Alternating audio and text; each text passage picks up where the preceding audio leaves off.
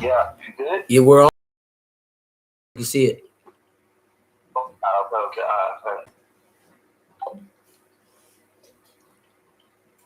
Well, I mean, I wanted him to stay on the phone. He's like, all right, and then hung up.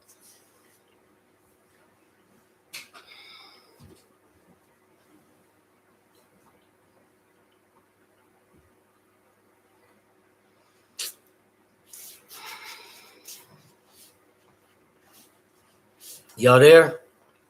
Can anybody see? I'm not sure. Let me know how clear it is. If you can hear me, you can see me. Is it freezing? It's in and out. Yeah, we ain't gonna keep going through this. I ain't gonna try to keep restarting it. So we'll reconvene next week when I get back down south to my house.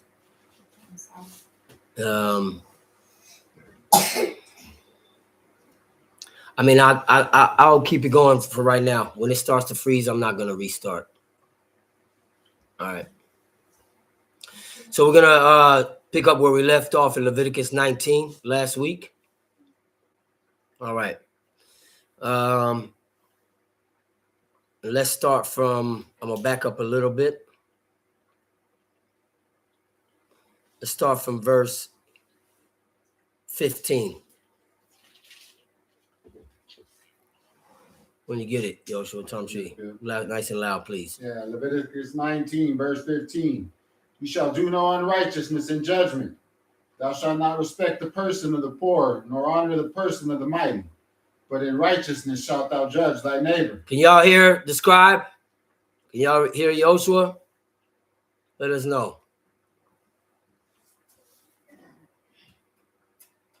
Yes? No? Can y'all hear him? All right, cool. Perfect. All right. No unrighteousness in judgment. Unrighteousness in judgment is anytime we do our own judgments and we don't follow the judgments in this book. Mind you, the judgments in this book were given to us so that we can govern ourselves as a free, independent nation. These laws were reinforced or enforced, rather say, by these judgments. These judgments were not only meant to put away the evil from amongst us, like in cases where someone had to be put to death. So for murder, for case of a rape, a violation of the Shabbat day, right? These were all carried death penalties. But then there were also judgment to ensure that justice prevailed. So we can't have justice without judgment. So, you know, this is where eye for an eye came in, hand for hand, foot for foot, tooth for tooth, bruise for bruise, wound for wound, burning for burning, but also to pay back what was stolen. You know, other countries and other cultures had laws for stealing where they chop off your hand or they kill you. God's laws are all just and perfect. If a man stole, he had to pay back. And depending on how it was stolen or what was stolen would determine, the law would give us judgments for how it should be paid back. If it was an ox, then he got to pay back 5 oxen for an ox. If it was a sheep, he got to pay back 4 sheep for a sheep. Some items, or there were material things, had to be restored double. And then there were cases where if it was a thing that he swore about and he lied, or a thing that he was given him to keep and he did not, it was lost or stolen from his house, then he should make an oath saying he did not put his hands to his neighbor's goods. If the judges determined that he was lying, then he would pay back double. If it was a thing where he was found out that he lied and he got this thing deceitfully, then he paid back the principal plus the 5th part. So if it was $1,000, then he paid back the principal, which would have been $1,000, and then the 5th part, which would have been $200. So he would have paid back $1,200. And these were the laws that we governed ourselves to ensure that justice prevailed, that no one got away with violations of the law, or else then we have lawlessness. But aside from keeping justice and preventing lawlessness and doing away with the evildoers and the abominations, these laws, these judgments were also to ensure, to reconcile of a discrepancy between brothers, to ensure unity amongst us, to quell hatred and grudges amongst brethren. Because once the judgment is carried out, it's squashed. There should be no more discrepancy after that.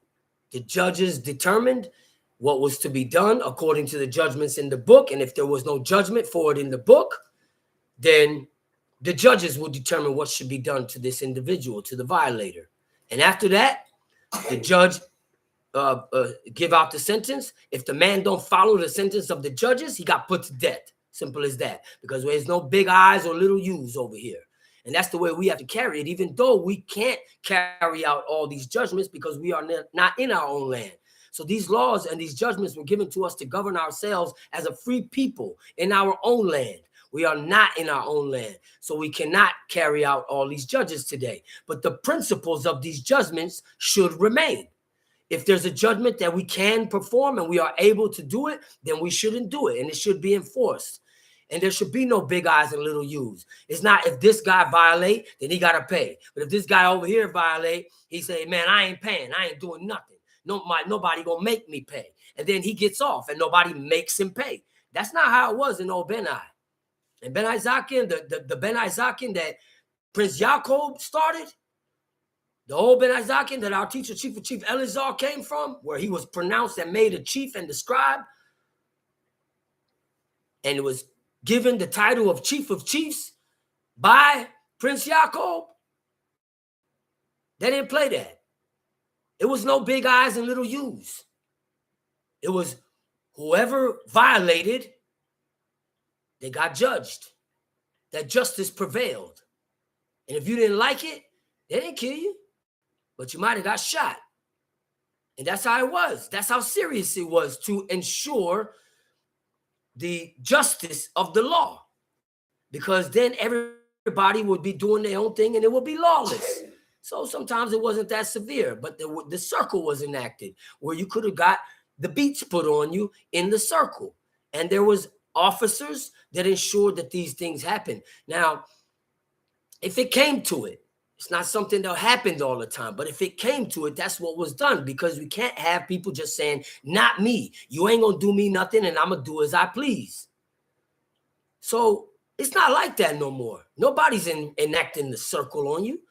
Nobody's getting shot because they didn't obey the head or the officers. It's not happening like that no more. So because it's not happening like that no more, we should respect that, and everybody should agree. Everybody should agree. Everybody should say, you know what? I'm going to play my part. If we're all pursuing righteousness, if we're all pursuing justice, if we all say that we are down for the cause, which is to serve God and keep his laws, right? And serve him in truth and sincerity of heart, with joyfulness of heart, it shouldn't be no, you have to force me or coerce me into doing what is right by the law, into doing the judgment, into making amends, into reconciling with my brother, into letting the grudge go, into stop hating each other in our hearts. This is part 2 of love thy neighbor as thyself. Because if we don't keep the laws of God, then we don't love ourselves. Because what greater display of love can one show to himself or herself other than granting or chasing or pursuing the gift or the privilege of everlasting life? Because that's what the law brings. That's what the performance of the law brings. When it gives wisdom, it shows you how to save your soul from destruction. And I heard my brothers both speak about it today, that this is not the life that Moses spake of. And that after this, there is a judgment. And my brother Shama said, I'm going to just leave it at that, because it's for you to think about. If it said you shall die if you do this thing, everybody got to die. So what does it mean? What is it talking about? Because even the saints that keep God's laws to the letter, they still had to die. They still live this life. Wicked men still live this life and don't serve God. So what did it mean when it said, if you keep my laws, you shall live, to a people that was already alive? So this is something to where we need to recognize that there's something greater than us. We're not doing this just to receive a reward, but we should be doing this to pursue our purpose of being created. We were created in the image of Ha Elohim, the God, the one and only true and living God. And in the image of his eternity, he created us to live forever. But not everybody is going to get that, because we have to prove that we are worthy. You know, it's not just the worthy of living forever part. We have to prove that we are worthy with being made one again with the source of life that gave us life. Because every soul is going to return to him that gave it, right? And every soul is going to be accountable for whatever we chose in this life. And the wicked will pay for their sins. And the righteous will receive the reward of their sacrifices. A covenant made by sacrifice, like we read in Psalms 50. What is that reward? If it's not to live again forever in the image that we were created, which is God's eternity, to be remade one again with him. Why do I keep saying that? I'm not, oh man, I ain't read that in the book. It don't say it like that in the book. No, but he said, there will be no sun, for I will be a light to the world. God's presence will be there amongst us. The same way he was with Adam and Eve in the garden before they ate of the fruit of the tree of the knowledge of good and evil. And that is how we be made one again, after our soul returned to him to judgment, and you live forever and God's presence be with you. But the profane and the holy cannot occupy the same space at the same time. Evil or sin and righteousness cannot occupy the same space at the same time. And since he told us that in the world to come, there is going to be everything made new again, and his presence will be there. We already see what happened when he told Moses to remove the tent from the camp because there was uncleanness in the midst of the camp. God's presence was upon that tent, that tabernacle. And he had to move it outside of the camp because of uncleanness. So that tells you right there, God is not going to dwell amongst uncleanness or sin. So if he said his presence will be there, a light to the world, in the world to come, behold my bars, what we read in the book, then there can be no sin. Sin cannot exist, which means sin got to be put to an end in order for righteousness to reign forever. And if that's the case, then there has to be a judgment. And that judgment means not only the judgment of every soul, or they're going to pay for eternity in torture and torment. No, because God is still merciful in judgment. But there will come a time when the souls of the wicked will be destroyed. The adversary will be destroyed. All evil will be destroyed. And that place where the punishment for the wicked, that place will be destroyed. Because it cannot exist a place of punishment where it is promised everlasting life and peace and joy and happiness and bliss forever. Why would there be a place of punishment? What is it for? If there is no more trial, if there is no more judgment. So at that time, and don't tell me I'm speaking something that's not in the book. It's all in there. It's in different parts, and it gives us explanations. I'm just connecting the dots. So when that time comes, there will be no more evil. And this death is not the only death that the wicked will face. And this death is the only death that the righteous will face, because they are not going to die ever again. It's only the death of the flesh. This is nothing but a vessel. It's just a vessel. It's not who we are. It's a vessel of dust. And that's why you read in the Maccabees, 2nd Maccabees, I believe it's chapter 6 or 7, about Hannah and her 7 sons who were going to torment and torture at the hands of the Greek captain of their army. when they were taking captives. And they said, here, take them. Because they were one brother after another. One got his limbs cut off. The other one got his tongue cut out because they was popping much junk, big man junk in praising God. And he said, here, take them. He said, because God gonna give me new ones. He said, but as for thee, O king, there will be no reconciling. There will be no hereafter for you. And our fathers went to the torment willingly.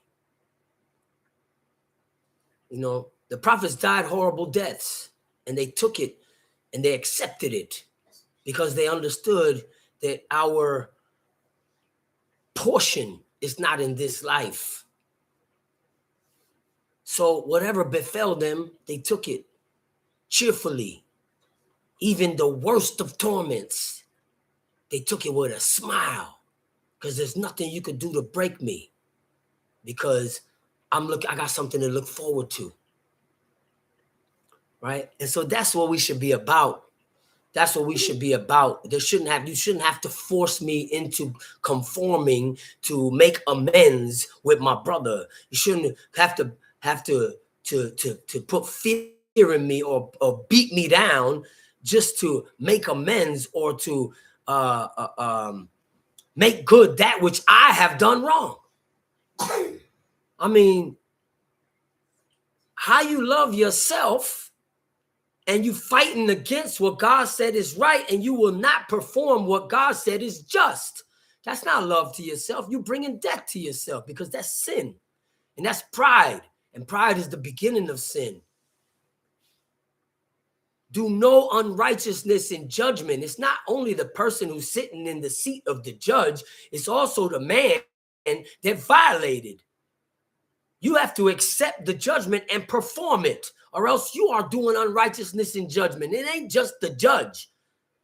It's also the violator. They got to adhere to that particular law. Thou shalt not respect the person of the poor. Just because he's poor, he can't get off. He got to pay back. Oh, he only stole because he was poor. Well, I'm sorry. He got to work it off now. You don't have to pay back. You got to work it off. That's why we had Hebrew servants. And they served for 6 years. And in the 7th year, he get to go free. And we furnish him liberally out of our flock. Why? Because otherwise he going to let go free and he going to still be poor. And what did he work for 6 years for? We were about building each other. This was a community where we helped each other. We supported each other. We loved each other. We're not against each other. We're not promoting grudges. We're not sowing discord among brethren. I watched my brother Chief Mikael handle it one time. 2 brothers at each other. He spoke to one brother. He said, hey, man, listen, man, don't pay that no mind, man. You bigger than that, man. You a giant. Don't let that get to you, man. He said, but he said this and that. So what, man? That's your brother. Let it slide. Why we can't let it slide? Why we can't let it slide, man? It's just your pride, the only thing you got to give up. And that's the price you pay to get a heart. Maybe you'll start loving him. Maybe you'll start hating. We'll stop hating each other.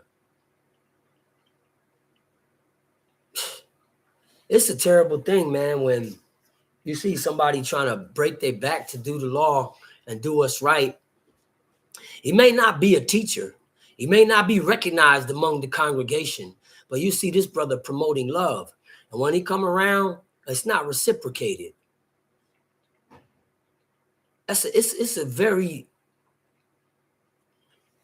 disheartening scene to observe how the love is not reciprocated, you know, amongst certain of us as a people. And I think what the law is teaching us, if we were listening and paying attention to teachings today, I think what Chief Mikael was breaking down to us is that the law teaches us to show love to your brother, even if he hates you. Ain't that what it said? Your brother that hated thee, or if you see your enemy's ox. And I look and I turned to my brother Yoshua and I said, man, ain't that crazy how God got to give us laws for how to deal with our enemy? but he's our own brother. Ain't that crazy? Don't that seem a little strange that we got to be taught how to deal with our enemy? It says your enemy, which means he hates you and you hate him. Not just of him that hated thee. It said your enemy. Enemies hate each other. I don't care how you want to slice it. Ain't no in between. There's no gray areas. If you don't love him, you hate him. And if we learn anything from God, love is unconditional. If it ain't unconditional, it ain't love. Meaning, if I violate you and you love me, you don't stop loving me because I violated. What we do is we turn to the judgments in the book to reconcile, to promote a reconciliation. And then I, if I'm the violator, have to make amends. And by me making amends, you not only forgive, you forget. Yeah, you know, I can forgive, but I can't forget. I hear that a lot. You got it twisted. You trying to do things your way. That ain't the way the law teaches us. If you forgive, you have to forget. Oh, well, you know, I can't forget unless he do it to me again. Man, when you fear God and when you walk upright before God, what do you have to fear? Why do I have to have my guard up all the time if I fear God? God is my protection and my shield. Didn't I just hear one of my brothers teach today and say, you ain't got to do nothing and watch God fight for you? Then why I got to walk around with my guard up against my own people? Why we got to do that? It shouldn't be that, man. It should not be that way. Where is the love, man? And this is why I have to do a part 1 and a part 2. And it might be a part 3. Because we just keep following this cycle. And believe it or not, we are victims. We are victims of generational curses. And that all that means is the iniquities that were passed down from the fathers upon the son to the 3rd and 4th generation. That's all generational curse is. It's the iniquities of our fathers riding us. That's all it is. And then if you want to get technical and get deeper into detail, you know, it's Willie Lynch syndrome. You know, it's those of us that personally grew up in a certain environment where we are taught to hate each other. It's all of us that went and attended school in the United States of America. It's all of us who went through that system that were taught a certain history to hate each other. It's all of us that be on our phones on social media all day where we're being programmed to hate each other. That's why you got to counter that by reading the book. And we have to come to him with simplicity of heart that when we read, we have a mind that we want to change, that we want to reform ourselves before God. We want to conform not only to these words, to act them out, because it's not just an act, it's how you feel. These laws change hearts, minds, and actions, and it's supposed to change the way you think and the way you feel towards your brother, because all of these laws about how we treat each other. And believe it or not, how you treat the nations. How did God tell us we're supposed to be a light to the world, a nation of priests, and a light to the nations, if it ain't about how we treat each other in their eyes and then how we treat them? And he said, look to the rock from whence you were hewn and the hole of the pit from whence you were dug. Look to Abraham, look to Sarah. Men follow Abraham, women follow Sarah. And you got to read Genesis. And I hear people say, you know, ain't nothing between the lines but empty space. But if you understand the metaphor, you have to read between the lines. You have to understand that there are certain words that are being used when our history is being broken down to us, that is supposed to create a mentality in us, that is supposed to inspire us. And that is the words between the lines. The words that are being used are specifically chosen by God when he told Moses what to write so that we could develop a certain mentality and a certain feeling for what is right in his eyes. That's what it's all about. You can't conquer sin until you conquer your own heart. You can't resist temptation if you keep giving in to the thoughts of your own mind, to your own feelings, siding with your own pride. It can't happen that way. At some point, I have to say, you know what? I could be wrong. I don't want to see it that way, because he act like he ain't coming to me with a rebuke, with concern. You know, this is an uncomely rebuke. And Solomon told you about that. Well, he told me about that.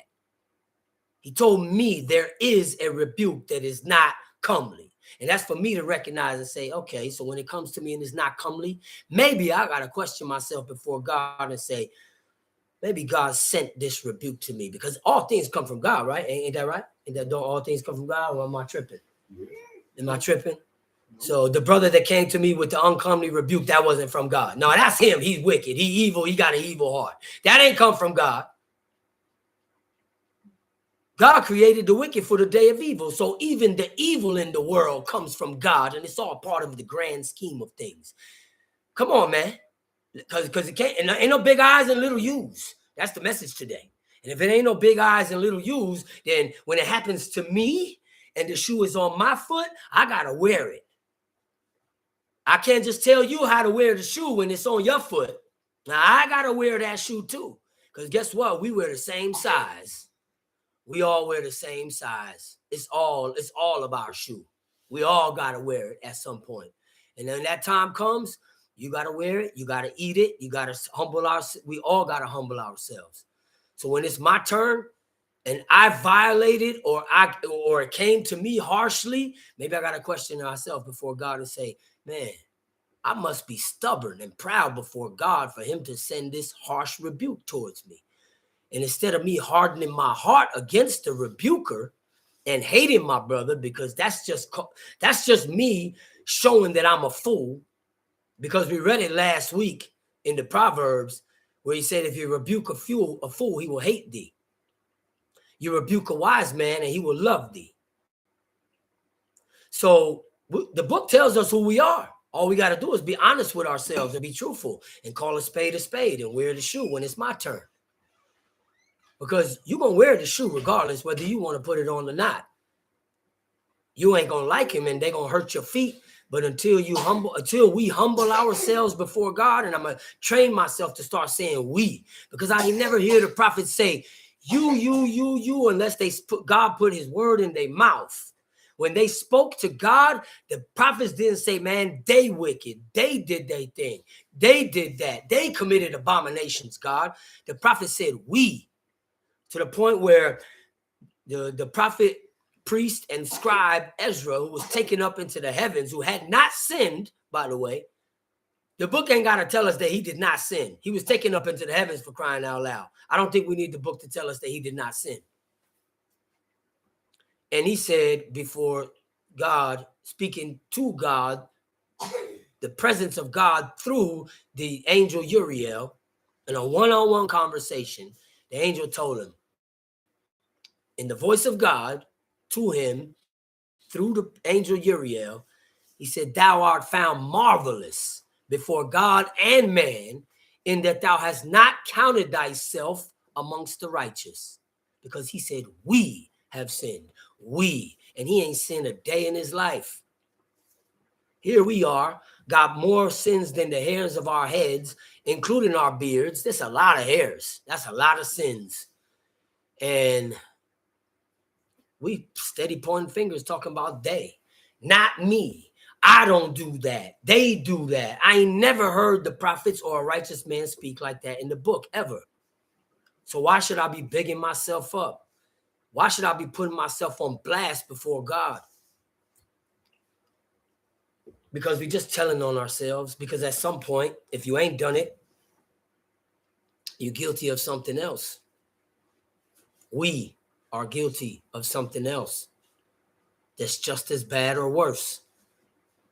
So these judgments were not just for the judge to execute, or the person that's in the seat or the position of a judge, but it's also for the person who violated, to do no unrighteousness in judgment and hold themselves accountable. If I smote a man and I knocked out his eye, then I got to get my eye knocked out. It's simple as that. Ain't no two ways about it. If I stole, I got to pay back. And we need to use King David as an example, because he didn't say, oh, no. It wasn't like that. I ain't take nobody's little lamb. Oh, Nathan the prophet, who do you think you're talking to? I'm the king. No big eyes and little U's, not even the king. He humbled himself and he said, I have sinned. And he accepted whatever it came with it. Another point I want to reiterate that I made last week. There is no sin that goes unpunished. And whether you pay for it here and now or later, which you would hope that you're going to pay for it here and now, because the righteous pay for their sins in this life. And the righteous that didn't have no sins, they paid for the sins of their fathers here in this life. That's why the prophets and all the righteous men went through harsh trials and tribulations, because we all of our fathers have sinned, even the righteous ones. So that means you're gonna go through it in this life, and comfort yourself when you do go through it. When you are going through it, comfort yourself knowing that this is not my portion, is not here. This is my punishment for my sins and the sins of my fathers. And I should be happy, because this is a good sign to know that I'm getting my punishment here and now, because there may not be no punishment for me up ahead in Ba'olam Haba, in the world to come, because you a saint. Yeah, you a saint. You need somebody to boost you? I'm going to tell you, you a saint, or else you wouldn't be hearing these words right now. God didn't leave you in some other congregation that was dumbfounded and confounded concerning his laws, where they out there doing this, that, and the third. And I'm not saying that to down other Israelites or to point my finger at them, but a fact is a fact, and a spade is a spade, and it is what it is. And I feel sorry for my brethren. Oh, at such a time as this, would that my brethren would join us in this Sabbath celebration, like they sent letters to their brothers in Egypt that tried to escape the punishment and the wrath of God when he sent Babylon to destroy the city of Jerusalem. And they said, come and observe with us the Feast of Tabernacles, the Feast of Unleavened Bread. And none of them showed up, but they still extended the peace to their brothers. They didn't say, yeah, they down there in Egypt eating pork. They down there sitting by the flesh pot, the same thing our fathers cried for, that God killed in the wilderness. They didn't do that. They had a heart for their brethren. But he didn't leave none of us in those congregations. He didn't leave us in a place where it's okay to celebrate birthdays and cut your hair and do all this stuff. So yeah, they do that. We're not proud of that. I don't like that my brothers is doing that. It bothers me. You know why? Because when you get to a certain level of understanding, a certain maturity in understanding, in learning to depart from evil and fixing your heart to try to align your heart with the heart of God, you're going to feel for them, because you know it hurts God to destroy the souls of the wicked. It hurts him. He doesn't enjoy it. He don't delight in it. So why should I be delighting in it? Oh yeah, God gonna get them. We shouldn't be that way. We should try our best to inspire them to conform. But in righteousness shalt thou judge thy neighbor, meaning we should judge according to the righteousness of this book, according to what we are taught by this law, not our own version of what righteousness is. We can't be self-righteous, try to paint ourselves as we're always right, we're good. Every man is right in his own eyes until his neighbor come and seeketh him out, is what King Solomon said, the wisest man that ever lived. So at some point, we have to admit, you know what? I could be wrong. I may not see it, but I could be wrong. I should have an open mind to perceiving, to know. See, this is another thing, and I wrote this down. Perception deceives its own master. Your own perception will deceive you. You will be perceiving things one way because of our feelings and our emotions, and we don't have a heart to perceive the truth as it really is.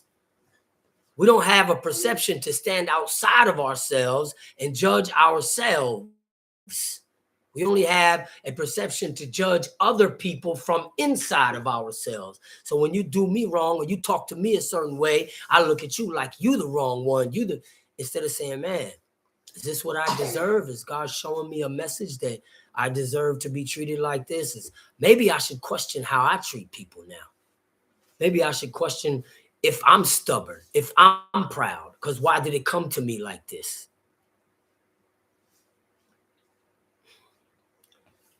That's what I'm going to try to do. I'm going to try to be as humble as possible. If somebody come to me harsh, yeah, I might get mad up front and defend myself, or defend my pride, rather say, because I ain't perfect and I'm still working on it. But later on, I'm going to go think about myself. And I have thought about it. And I said, man, maybe I was wrong. Maybe I should have handled it differently. But we show our hatred towards each other when, you know, we refuse to look at ourselves and constantly point the finger at each other. And I'm gonna let you in on a little secret. You're not just showing your hatred towards your brother, you're showing your hatred towards yourself. Because the thing that your brother that we don't like, or that we hate, or whatever it is, the reason why we have to hate him, or we don't like the way he spoke to me, or what he did to me, or if he violated, or whatever, is because we know we also have done thus and thus to others, but we ain't ready to face it. And we didn't fix it. We didn't make amends. Talking about you gonna make amends with God, but you ain't made amends with the man. You can't make amends with God without making amends with the man. It don't go like that. That's why God gave us these judgments. And that's why I'm spending so long talking on this one verse that's talking about righteous judgment. You got to have a heart for each other. We have to. Or else we're not going to judge justly. And you're not going to judge yourself justly.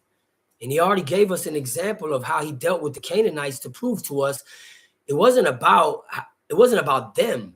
He knew that their cogitation would never be changed, that their malice was bred in them. And therefore it says he killed them little by little, giving them place of repentance, even though he knew they would never change their mind and they would never change their hearts. And he said he did that when we judge, we show mercy. And that when we are to be judged, we hope for mercy.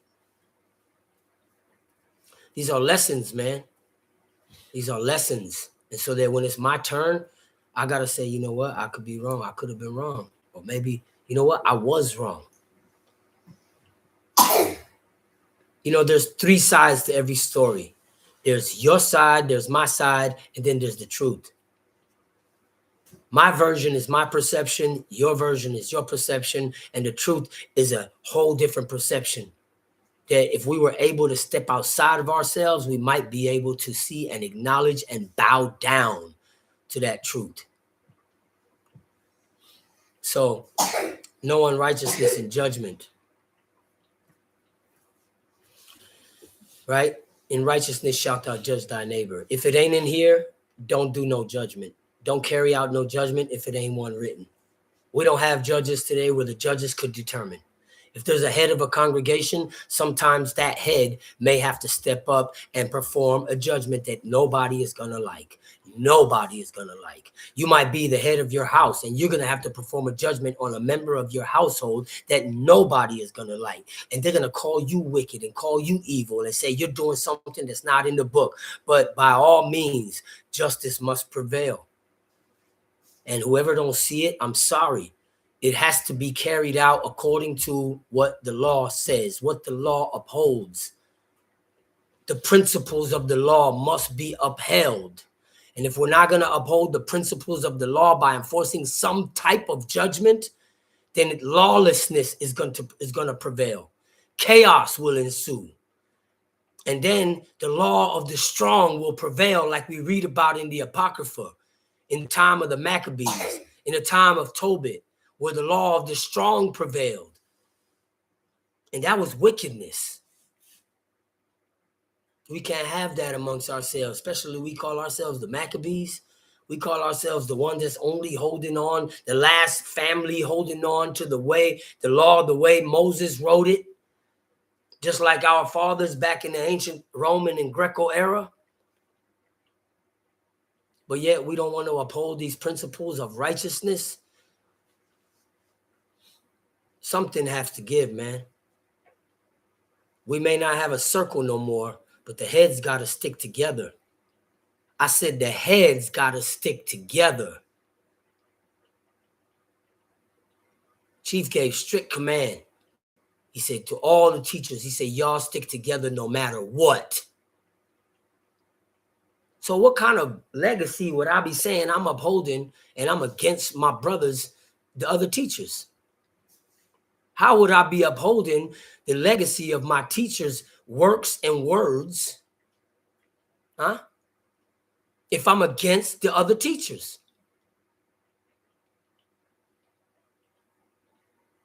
Somebody help me understand this, because we all have to be on the same accord, and judgment has to be done, or justice must be enforced some kind of way whenever there is a violation, and there can be no grudges afterwards. When the judgment is pronounced, there should be no grudges after. There should be no 5 years later, people still talking about it. 10 years, 20 years later, people still angry at each other. For what? For what? What's that getting us? That's supposed to be getting us closer to God? How is it that amongst us in a small congregation, I gotta be like looking at my brother like the enemy, my enemy, that I gotta help him lift up his ox or his ass because he's my enemy? We too small of a group, and the only ones that God is working with to open our eyes that we supposed to be. You're supposed to at least got that part right. The unity of brethren. And that's not just one person, man. That's every person. I said this earlier in the week.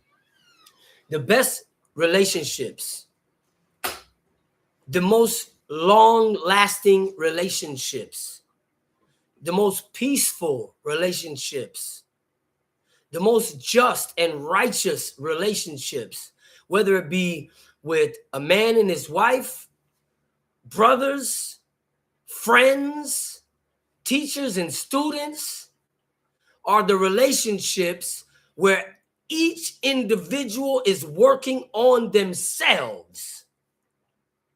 You can't work on me. I can't work on you. I got to work on me, and you got to work on you. That's the only way we're going to find peace, and we're going to learn to understand each other, because that's what love is, learning to understand the other person, wanting the desire to understand that person, because I can't love you the way I want to be loved. I got to love you the way that makes you feel loved. And then there are certain principles of love that we don't understand, that we don't want to conform to, that God taught us is love, which is correction. So I may not feel like you love me when you correct me, but it is what it is. You ain't make up love. I didn't make up love. God made up what love is. And he said that he correct those who he loves as a father chastises the son in whom he delights. So that is God telling us that correction is love. And that's why you hear me say over and over, correction is the greatest form of love that we will ever receive from God or man. So when I get corrected, why I hate you? Why I get mad at you? Why I take it as if you hate me?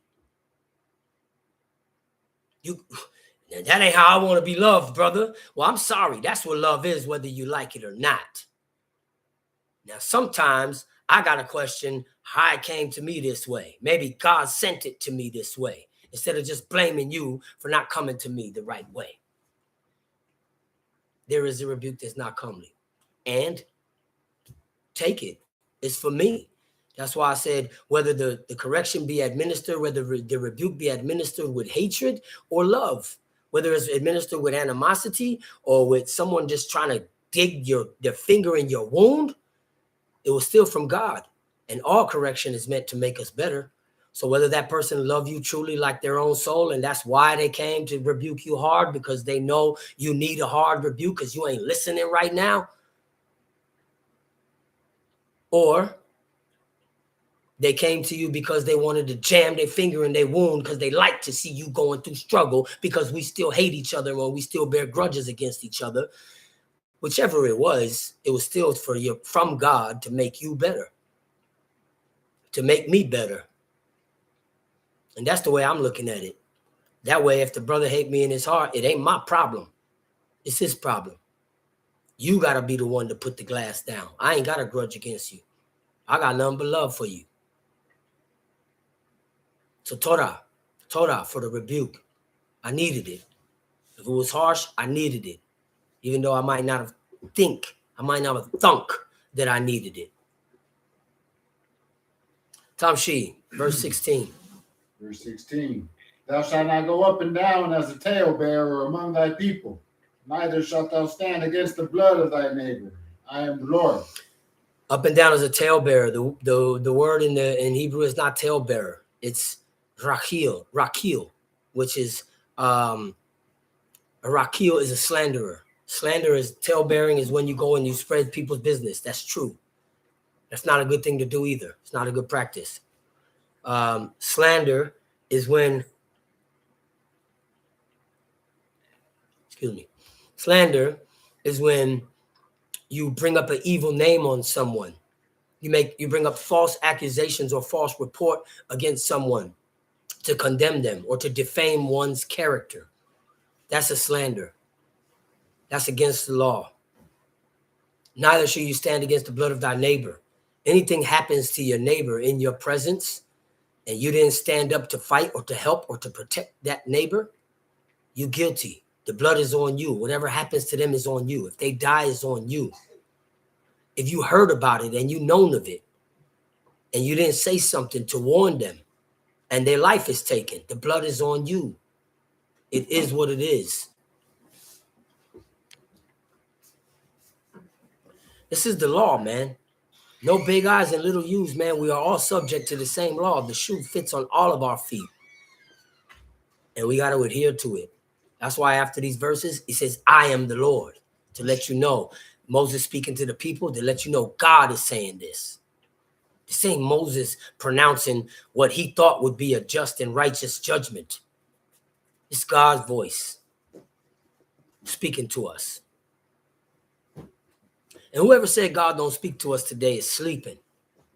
You may not hear his voice, but he speaks to us in many ways. When you open that book and you didn't plan to go into that chapter, you just opened it and it showed you a mirror of yourself when you going wrong because you was coming to read the book to find out how you could get closer to God. That was God speaking to you. That was God showing us, nurturing us,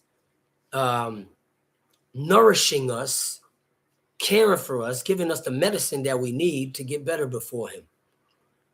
And we just have to be humble enough to receive it. Sometimes it comes through a harsh rebuke from your brother. Sometimes it comes in teachings where you're getting stepped on. Don't get mad at the teacher. Chief used to say, don't blame the messenger. Take heed to the message. And by the way, the teacher ain't got to be righteous to be right in what he's saying. We so close, you might know my dirt. But that don't take away from the truth that is in these words that I'm speaking. So you still got to adhere to it, whether you like it coming out of my mouth or not. That's your own personal problem. Don't turn your ears from hearing from the words of the law. And turn your ears don't mean you walk out the room because you don't want to hear this guy talk. It don't mean you tune out and you turn off the teachings. That ain't your only way of turning your ears from the law. It also means that you hear it and you just don't conform to it. You are turning your ears against the law because you are hardening your heart against it. You ain't got to like me, but you got to love these words. We gotta love the truth. We got to love wisdom. We got to love righteousness. We got to love the word of God. We got to love God. And if you love God, then you're going to love your neighbor.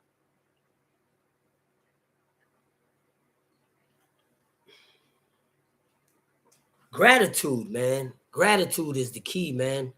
If we are just thankful, you ain't got no time to walk around hating or bearing grudges or pointing fingers or blaming or complaining or making excuses because we're too busy being thankful for what we got. And if I'm thankful, I ain't gonna never forget the good that you did to me. Any good, any good. But we do though. We say we don't, But we forget the good. Because when I get mad at you, I turn on you. When I get mad at you, I turn other people against you. I sow discord. How's that being thankful? We have to really look at ourselves in the mirror and judge ourselves truthfully. And go deep inside and reflect.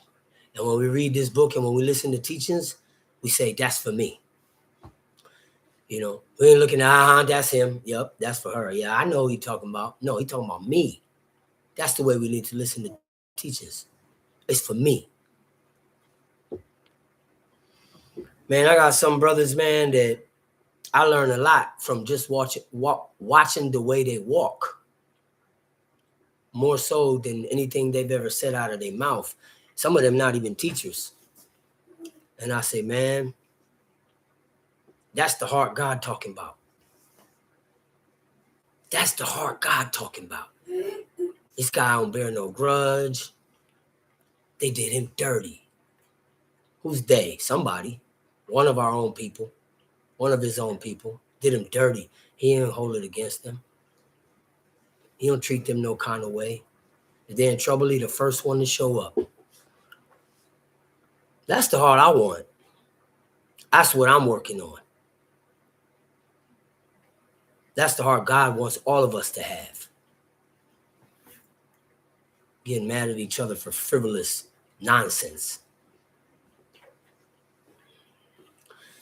Tom Shee, verse 17. Thou shalt not hate thy brother in thy heart. Thou shalt in any wise rebuke thy neighbor and not suffer sin upon him. Thou shalt not hate thy brother in thy heart. First, I have to be humble enough to admit that I hate my brother in my heart. I have to be humble enough to say, yeah, that move right there, that's hatred. Because anytime I avert myself, I don't want to be around him. I make sure I stay away from him. Now, sometimes you got to love certain people from afar. But we like to use that for a crutch. We like to use that for excuse. So I could continue to hate you in my heart and say, I don't hate him. I just got to love him from afar because he did me wrong. I say it again. If we fear God, what do we have to fear? You can't do nothing to me. If you did me dirty in the past and I continue to show you love, you can't do nothing to me. God got me. What you gonna do to me?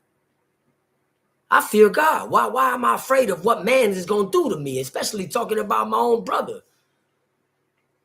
Why I gotta love him from afar? You know why? Because deep down inside, I really bearing a grudge and I got that deep-rooted hatred in there that I don't want to let go of. So instead I say, I gotta love him from afar. I'll stay away from him. I say it again. If your right hand offends you, let me read this. Hold on a second.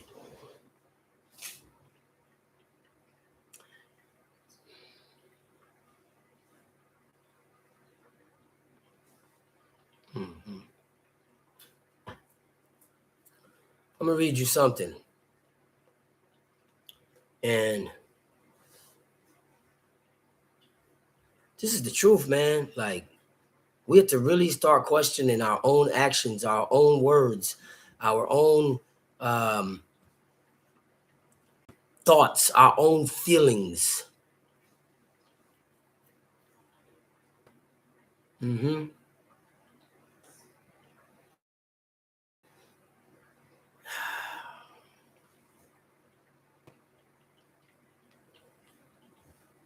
Okay. There we go. Never give thy soul to the pride of thine own heart, for by it many hasten to an untimely grave. And those who lived in the mirage of its false hopes long suffered the torments thereof, because our own pride torments us. Blinded are all them fast to its side, because if you hold on to pride, you're blind. You can't see wisdom. They know not that an evil parasite gnaweth away at their flesh and slow draggeth them down to the pit. For the recompense of pride is the destruction in the end. Give not another power over thee while by subjugating thyself to envy. The one you envy, you're giving them power over you because you're over here thinking about them. They're guiding your actions and your feelings through your envy and hatred towards them. Let that sink in for a second. You're subjugating yourself to the envy of someone else. Why enviest thou another when thou art thine own worst enemy? You do yourself more evil than anybody could ever do you. I do more evil to myself than anybody has ever done to me. I block myself and I cut myself off by presumptuous sin, by committing or continuing to hate my brother in my heart. By the way, that is presumptuous sin. I hope we all recognize that. Presumptuous sin is, hating our brother in our heart is presumptuous sin.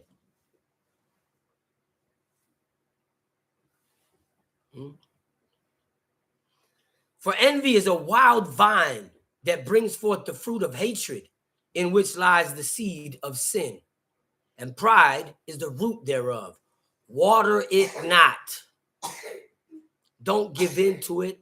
Don't feed yourself those thoughts. Yeah, that's why I do. That's why I stay away from. That's why, because he's wrong, he's evil, he's bad, he's showing his true colors, and this is what it was in his heart all along. I forgot all the good he ever did to me. And both proceed from thyself. Both, for the desire. Let me back up. So, grudge and envy are bred from selfishness. Grudge and envy are bred from selfishness. Because you got to be selfish. Holding on to a grudge is about me all the time. It's me, me, me, me, me. What about me? Yeah, what they did to me. Like the seahorse, which needed not a mate to procreate, because seahorses, the male has the baby, the male gets itself pregnant, if y'all knew about that. For its desire is but to the self alone. It don't need nothing to procreate. Neither does pride. Neither does selfishness. It feeds off itself. It grows on its own. Both are selfish sentiments born of pride, and both proceed from thyself. Self-entitlement and exceeding self-esteem. You know what self-entitlement is? When you say to yourself, I don't deserve this. I deserve better. I deserve better treatment. You're supposed to talk to me a certain way. You're supposed to treat me a certain way. But that's selfish because that person is not saying, I'm supposed to treat people a certain way. I should talk to people a certain way. I should consider. I should show concern. Some of us are harder than others. It's just the way it is. But there's no doubt about when love is being shown. And it goes by what God teaches us that love is in the book. So I can get mad at correction all day, but I can't deny that that's what love is. Detach thyself from thyself and expect nothing from another. For with expectation comes disappointment. I learned that from my brother right here, Joshua. He said, if you don't expect nothing, you could never be let down. I said, man, you're a wise man. Let me write that down. You could never be let down if you don't expect nothing. Are we still on? Did it freeze? Are y'all still there? Let me know in the chat if y'all can still hear me, if we still clear. For why wouldest thou lift up thy soul just to be let down? Expect not another to have the same heart as thee. I learned that from my father. Expect not another to have the same heart as thee. It took me like 20 years to really fully understand the magnitude of that statement. That's putting a bright light on the screen, Joshua. Yeah. That's okay. That's good. Yeah, keep your face down. Yeah. It took me 20 years to fully understand the magnitude of that statement. Expect not another to have the same heart as thee. So if I don't expect it, then I don't get mad when you don't treat me the way that I treat you or have treated you, or you won't do the good to me that I have done to you or that I would do for you. I don't hold it against you.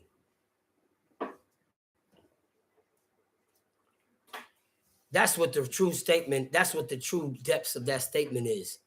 You don't expect people to treat you, to have the same heart as you, then you don't get mad at them when they don't do for you what you would have done for them or have done for them. You stop looking at people to treat you the way you treat everybody because you're the one doing good. You stop lifting up yourself by saying, I'm the good one. I do you good. You have to do me good. You start to say, hey, I'm supposed to do you good. That's what God commanded. So I don't have to remind me that I do you good. I don't have to remind you that I do you good. I just got to continue to walk upright before God and treat my brethren, love my brother like I love myself. Love my neighbor like I love myself. Right? So if I'm going to not hate my brother in my heart, first I have to admit that I hate him. I have to call a spade a spade. One of the definitions of hate is to avert oneself, to turn away from.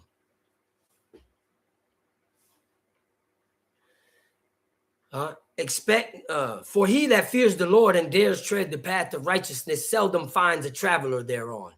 You're walking a lonely road when you make up your mind to serve God in truth. You walk in a lonely road. You don't expect people to be like you because only you made up your mind to be a saint. Why I'm expecting a certain treatment and nobody else made up their mind to live by these laws but me. And if you look at it that way, then when it does come to you, you'll be like, thank God for a true friend like this one, or a true brother like this one, or a true wife like this one, or a true friend. Right? And it will be that much more rewarding because then you will feel the love of God because he sent you someone that had made up their mind to walk upright and love you like themselves, the same way you made up your mind to love them like you love yourself. Much less one like unto himself. So seldom you might find a traveler on this road to sainthood, much less one like unto yourself. You may not find one, even if he's on the same road, he may not be like you. He may not be a man after your own heart. He may not be into what you're into, but he's striving to be a saint too. But y'all just don't have the same likes and opinions. You might agree on the law, but you're not going to agree in the way to walk together. It don't always happen that way. Once and not twice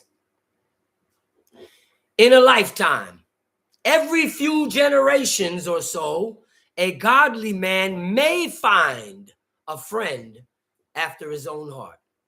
May find a friend after his own heart. Half the time we don't find a friend after our own heart is because we want them to be just like us.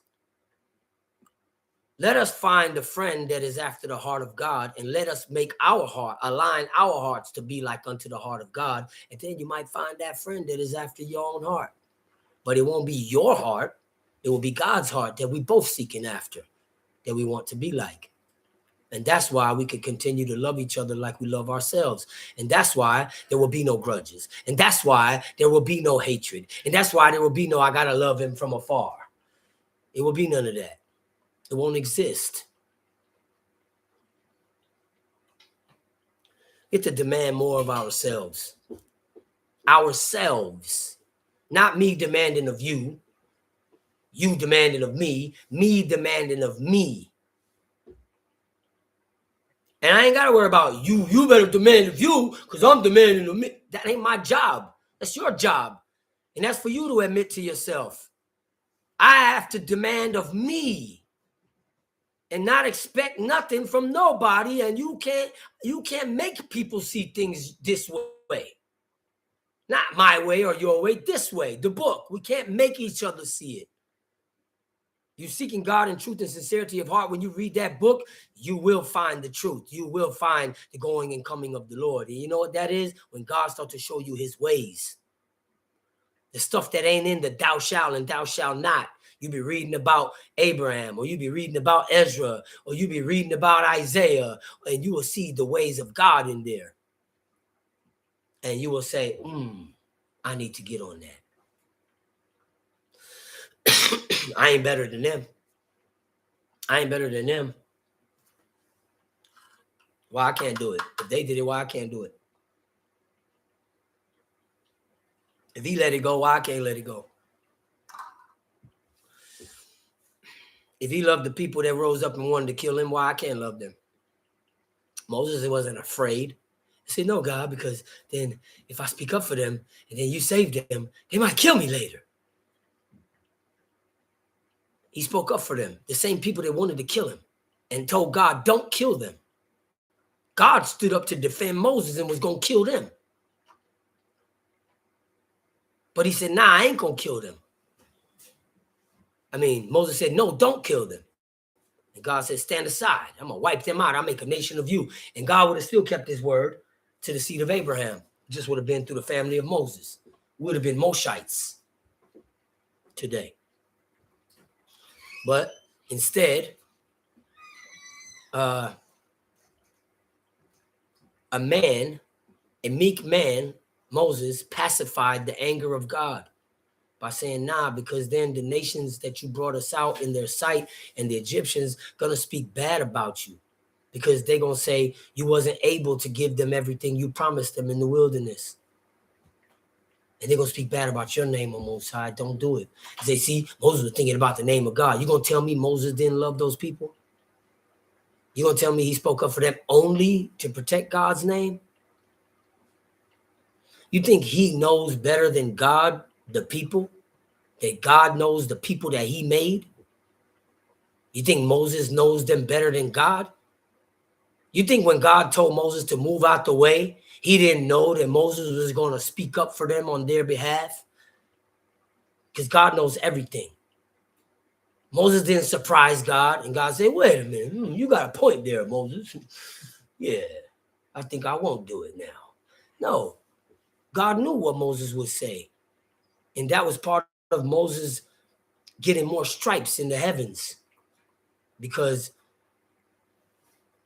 God presented a situation where Moses could show his meekness and his love for the people as an example to all that read that story after them. That when we read it, we say Moses still stuck up for and spoke on the behalf of the people that hated him, that wanted to kill him. You know why he didn't? He did it, and without fear of what they would do to him, because he feared God and he knew God got his back. So I ain't got to love you from afar. I could love you in your face, even though you hate me. Because God got me. He ain't going to let you do nothing to me.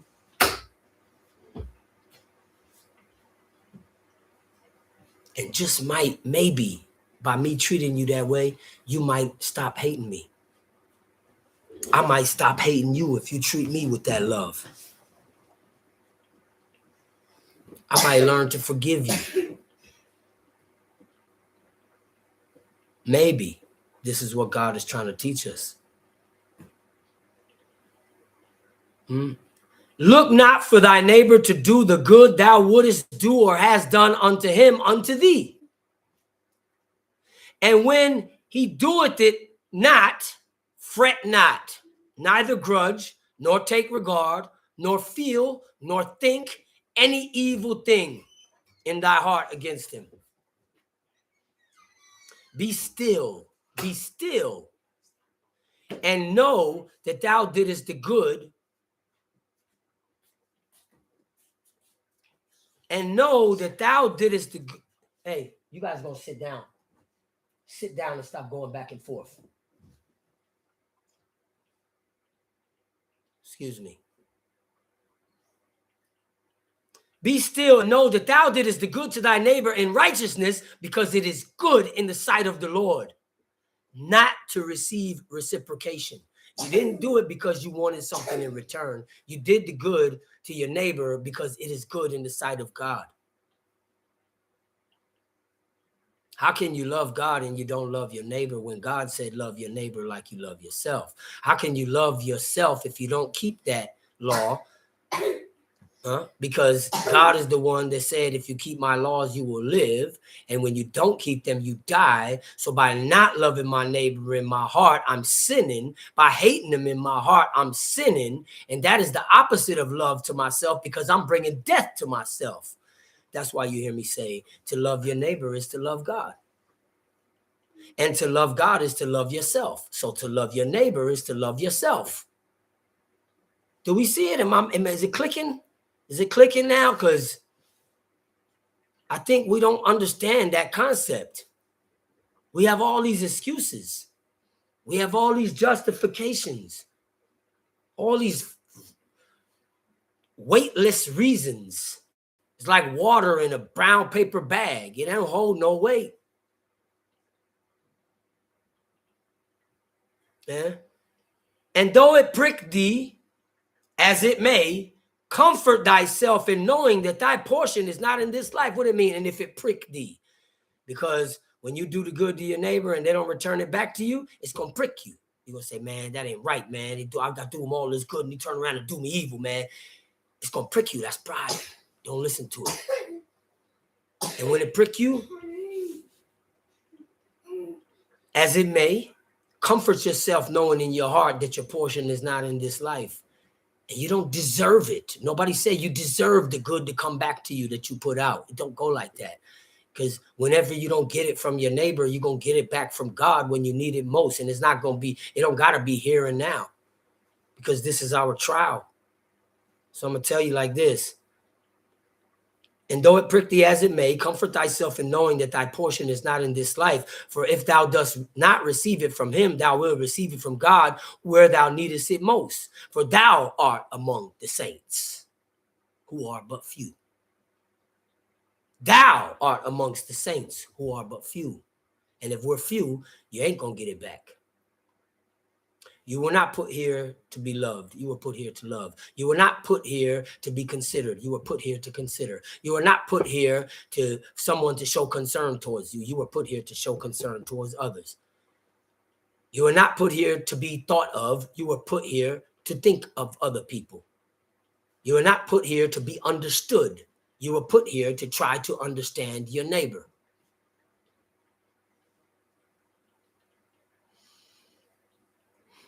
We got to get that right, man. You want to be a saint? You want to be a saint? You got to love knowing that you ain't going to get love back. That's the bottom line.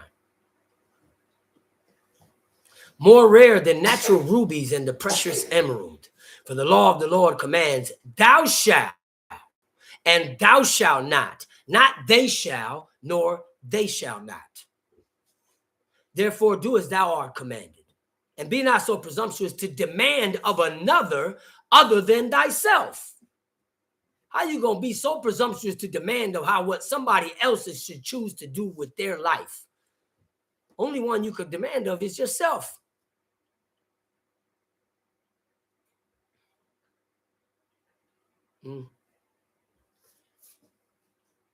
Therefore do always be willing to hear and accept corrections from anyone. For if thou set thy will to serve the Lord, thou shalt find that all correction is good correction, even from them that envy thee. For all was sent to thee from the Lord, whether sincere or with mischievous intent. And if it were not administered with love, but dealt maliciously, it was yet delivered for a purpose. Peradventure to offer an alternate perspective, to provoke reflection of self. Should we be humble enough to perceive it? It might have just came at you so harsh to provoke you to look inside yourself, if we are humble enough to receive that correction, so that it can provoke us to reflect. And who can tell if it was sent to prove thee, to try whether thou wouldest serve Ha Elohim, thy maker, or thyself? Are we here to serve God, or are we here to serve ourselves? Are we going to hearken to the voice of reason, to the voice of wisdom, to the voice of righteousness? Are we going to side with what's right, or are we going to side with our own feelings? That's the question. And if you side with your own feelings, you serve yourself, not God. Therefore, love thy neighbor as thyself, knowing that thy neighbor may not love thee as thou dost them. For they love not themselves as thou lovest thyself. They don't love themselves the way you love yourself, so how they going to love you the way you love them?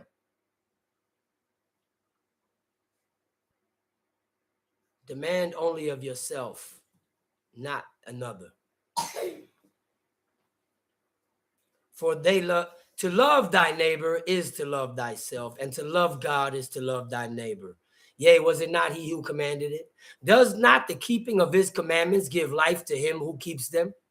And what better display of love to thyself is there than the gift of everlasting life?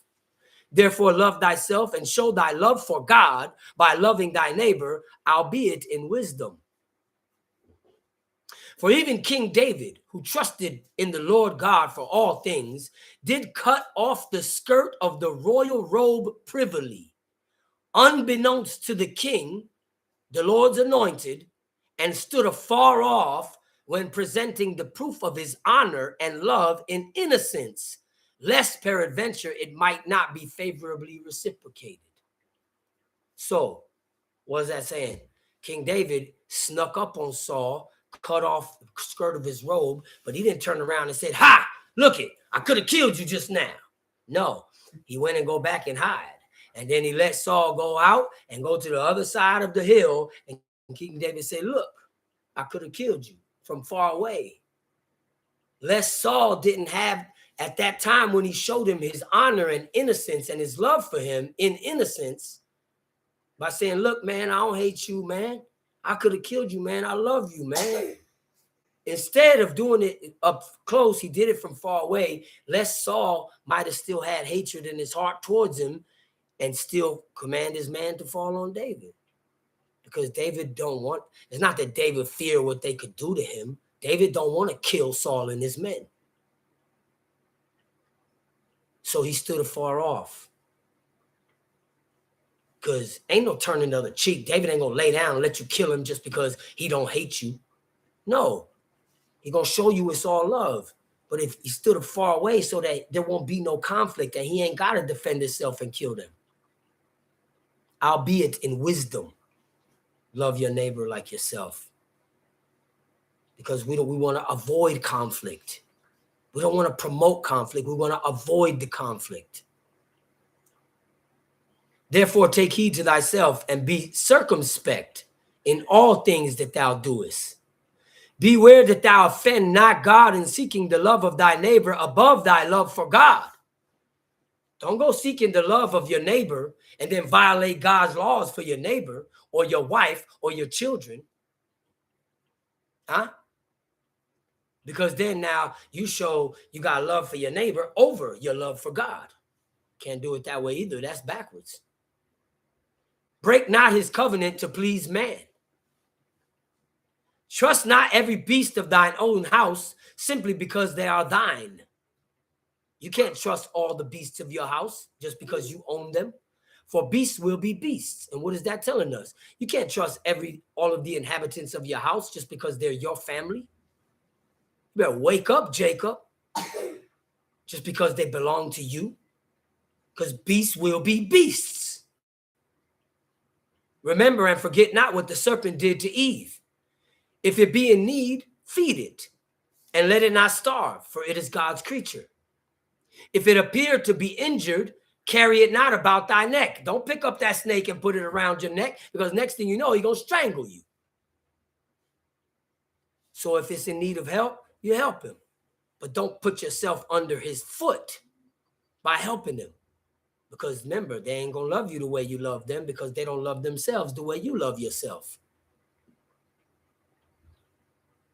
Neither take it home to thy house, lest it bite thee, and thou be poisoned by its venom. You got to be careful who you bring to your house. Everybody is not going to love you like that. I'm sorry, this ain't the times when Abraham brought somebody to his house, or if he didn't bring them in the tent with his wife, with him and Sarah. He gave them someplace to sleep in his encampment. Albeit in wisdom, you got to love your neighbor like yourself.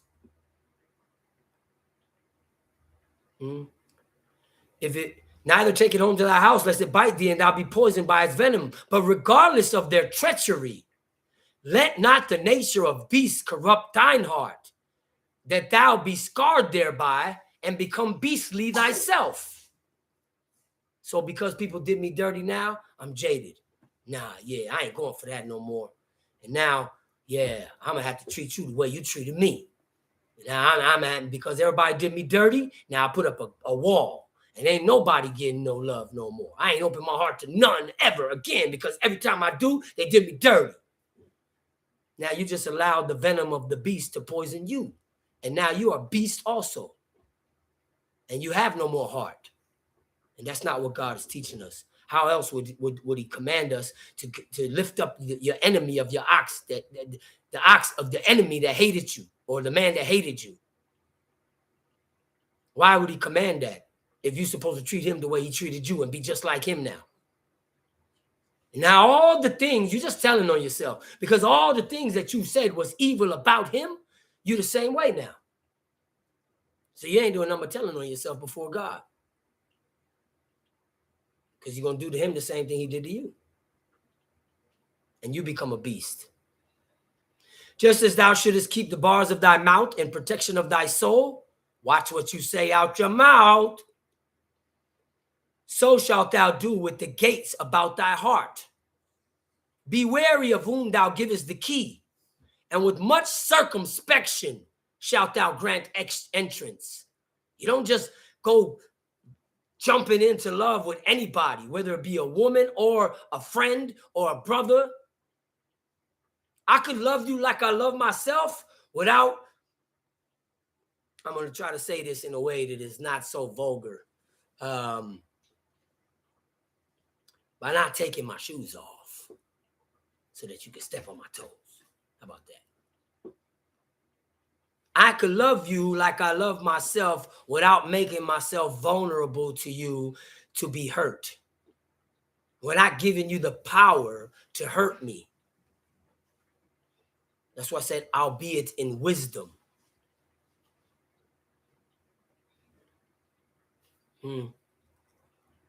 Be not stingy with anything. Don't be stingy with nothing, because everything you got is a plus. You came here naked. God give us command on what we should do with our vineyard. And it's always about helping and giving to somebody else, even people you don't even know. That's why the stranger could come and eat in your field. Don't be stingy with nothing. Neither be thou guarded when it comes to loving. When you're going to love, yes, you're going to do it in wisdom, but love for real. You know, you got some husbands and wives that have been together for years and they still put a wall up with each other. They can't be themselves with their own wife. They can't be themselves with their own husbands. And if you sense that about your husband or your wife, show them how to love by loving them. If you sense that with your brother, show him how to love by loving him. Albeit in wisdom, but don't hold back what real love is just because you got a beastly heart. There's a fine line. But if you read this book, you perform the law and walk in the ways of God, you will love the way that God teaches us to love each other without making yourself a victim. Neither be thou guarded when it comes to loving, but let not thy heart be deceived to grant another power over thee whilst thou lovest. That's the fine line. You don't just love and make yourself the victim by giving them power over you. So you might say, well, I can't tell them everything. You may not be able to tell them everything, but you don't have to hide who you are or pretend to be something else that you are not to impress them. Neither hold back thy hand from doing good to any. I'm like this, man. Look, I'll put up who I am first. Solomon said, if you get yourself a friend, you must first show yourself friendly. I put myself out there first. If you do me dirty, you did me a favor because you showed me real quick who you are. So I ain't losing nothing because you can't do nothing to me. God ain't gonna let you do nothing to me, and I ain't gotta let you break my heart. If you broke my heart, it's because I gave it to you and put it in your hand, and when you smashed it, I allowed you to break my heart. I could love you without allowing you to break my heart. Because if you do me dirty, I say, hey, well, you know, that's expected. That's how people get down that don't love themselves. Misery loves company. You love them, they give you evil in return. It's not because it's not because you did something wrong all the time. It's because they don't know how to love. They never learned how to love. Maybe they never been loved. So maybe we show them how to love by loving them. And if they still do you dirty, hey, all right, well, I ain't got to let it get to me. I can still love you. There's still more room in here. I got you. I can still love you. I ain't talking about your enemies, who's the nations. I'm talking about your own people that's supposed to be, that hate you. You can love them. They can't do me nothing. They can't do you nothing. God got you, man. Neither hold back thy hand from doing good to any when it is in the power to do it. For if thou dost serve God in truth, what dost thou have to fear? Tom Shee, read that next verse for us. Verse 18. Thou shalt not avenge nor bear any grudge against the children of thy people, but thou shalt love thy neighbor as thyself.